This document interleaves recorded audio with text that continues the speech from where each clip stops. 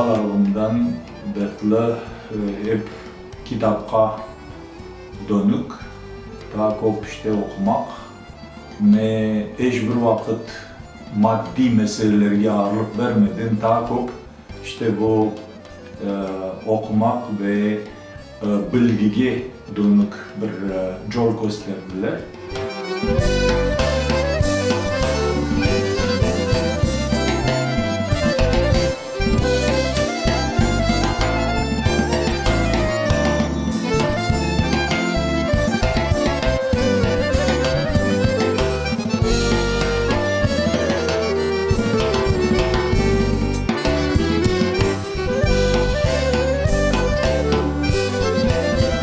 Ne kadar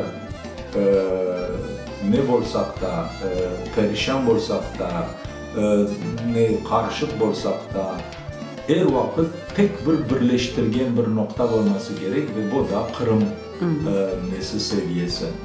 Ve Kırım'daki yaşayan toplum bizim için birinci sırada yer alması gerek.